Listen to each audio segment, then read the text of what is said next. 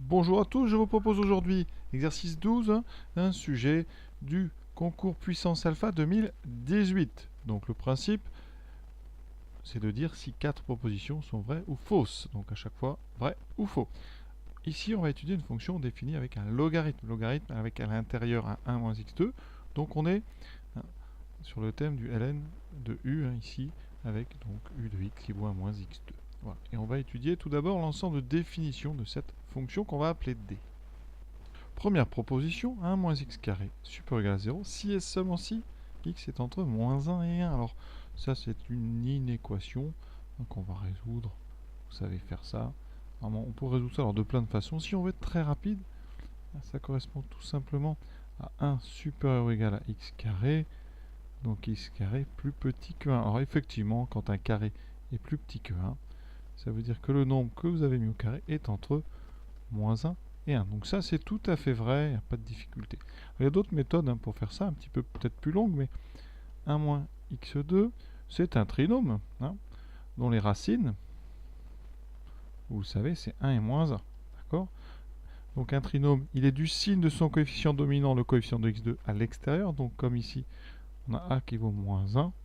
Ça veut dire qu'entre les deux racines, ça sera donc le signe opposé. Ça sera donc positif entre les deux racines. C'est exactement ce qu'on nous propose. 1 moins x2 sera positif entre moins 1 et 1. Autre méthode, on factorise. 1 moins x2, c'est une identité remarquable. C'est 1 moins x fois 1 plus x. Donc on peut faire très rapidement un petit tableau de signes avec 1 moins x, 1 plus x. Ça, c'est quand même le moins astucieux, mais ça a l'avantage de marcher si vous écrivez vite. On peut donc ici, on a moins l'infini plus l'infini. Le premier s'annule en 1, le deuxième en moins 1. Voilà, donc on a 3 colonnes. Ici, affine décroissante, donc plus, plus, moins. Ici, affine croissante, donc moins, 0, plus, plus. Et on retrouve ici, vous voyez, le signe moins, plus, 0, moins. Et donc c'est positif entre les deux. Donc rien de plus à dire, je crois que là, on a tout dit. Si ce n'est peut-être, quand vous avez résolu le carré inférieur ou égal à 1, ça c'est évident, mais graphiquement, si vous savez rapidement que la courbe du carré c'est une parabole, d'accord, évidemment que vous le savez, eh bien, vous imaginez x carré plus petit que 1, si on place 1, ça veut dire qu'ici, vous serez concerné par la partie qui est donc dessous.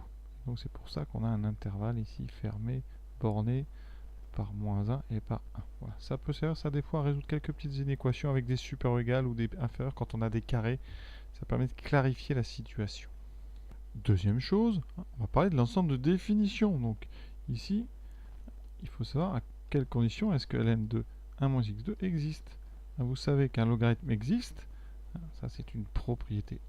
Vraiment, le logarithme il est défini sur r plus étoile. Donc ln de x existe, ça veut dire que x est strictement positif. Strictement, x ne peut pas être égal à 0. Donc là, ln de 1 moins x2 existe, ça veut dire que 1 moins x2 est strictement positif, d'accord? Et ça, si on résout, on trouve x strictement entre moins 1 et 1. Alors qu'ici, on vous propose un intervalle, ici, vous voyez, on vous propose des crochets fermés. Donc non, d est égal à moins 1, 1, ouvert en moins 1 et ouvert en 1. Donc ça, c'est faux.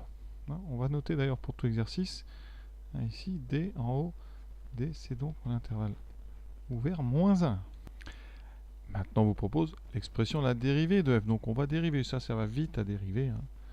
Vous devez connaître la dérivée de ln de u. Si u est dérivable, et u strictement positif, ln de u est dérivable, et sa dérivée c'est u' sur u. Donc ici, u c'est 1 moins x2, donc ça veut dire que f', ça sera donc u' de x sur u de x.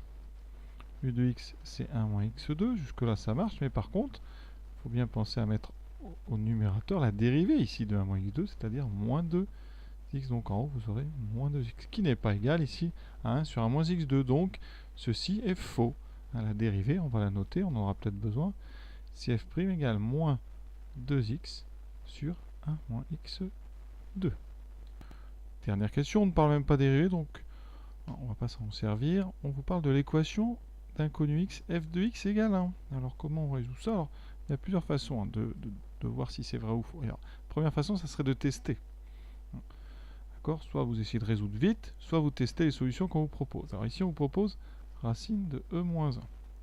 On va voir s'il y en a une qui est fausse ou pas. Donc, ça fait ln de 1 moins racine de e-1 au carré. Donc, ça fait ln de 1. Alors, le carré fait disparaître la racine. Ça fait ceci. Et donc, il vous reste ln de... Donc, 1 moins e plus 1. Ce qui donnerait ln de moins e. Donc là, c'est absurde. ln de moins e, ça n'existe pas. N'existe pas. Alors, pourquoi ça n'existe pas? Eh bien, peut-être pour une raison simple. Si on regarde bien, e moins 1, donc e c'est à peu près 2,7, donc e moins 1 c'est à peu près 1,7 sans calculatrice. Donc racine de e moins 1 est strictement plus grand que 1.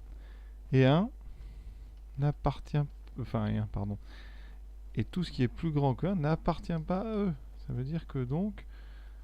Ça veut dire que racine de e moins 1 n'appartient pas. Et donc... racine n'appartient pas au domaine D. Donc ça ne peut pas être une solution, puisque pour ce nombre-là, f n'est pas défini. Donc c'est faux. Voilà. Alors ça, c'est une des premières façons de vérifier. On teste rapidement des solutions. Ensuite, on peut aussi tout simplement, on peut essayer de résoudre l'équation. Pour résoudre, il va falloir résoudre ln de 1 moins x carré égale 1.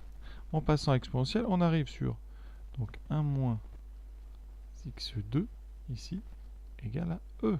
Logarithme vaut 1 quand x vaut e. Donc 1 moins x2 vaut e. Ça nous donne donc ici moins x2 égale e moins 1. Donc x carré vaut l'opposé de moins, c'est-à-dire 1 moins e. Conséquence, bien comme 1 moins e, c'est négatif, puisque c'est 2,7. Ça veut dire que x carré ne peut jamais être égal à 1 moins e. X carré, c'est positif. D'accord? Positif ou nul. Donc ça, c'est impossible. Donc la conséquence, c'est que cette équation n'a jamais de solution. F de x ne vaut jamais 1. D'accord? Donc, on répond, encore une fois, on trouve bien quelque chose de faux. Alors, il y a une explication à ça. Ici, 1 moins x2, puisque x2 est positif, 1 moins x2, c'est plus petit ou égal à 1, toujours. Donc, quand on prend le logarithme, condition que 1 moins x2 soit positif, eh bien, ça veut dire que le ln de 1 moins x2 est toujours plus petit que le logarithme de 1, donc c'est toujours plus petit ou égal à 0. Voilà pourquoi ça ne peut pas faire 1. Autre façon rapide de le dire. Et ensuite, dernière remarque que je ferai sur ma première méthode, si je teste les deux solutions et que les deux solutions marchent, attention, ça ne suffira pas. Il pourrait y avoir d'autres solutions. Donc le test des solutions va marcher quand une des solutions est fausse. D'accord? Ça servira à montrer que l'affirmation est fausse et non pas qu'elle est vraie. D'accord? Donc la meilleure façon, je pense, de faire ça, c'est de tester la première des solutions, de s'apercevoir qu'elle est fausse. Après, on pouvait résoudre aussi assez rapidement l'équation. Et effectivement, cette petite remarque que je viens de faire, bon, ça c'est plutôt fin, parce que pressé par le temps, vous avez peut-être du mal un petit peu à analyser les situations comme ça. Donc voilà, ça sera à vous d'adapter en fonction du temps qui vous reste. Voilà, j'espère que les explications vous ont permis de bien comprendre tout ça. En tout cas, bonne journée à tous.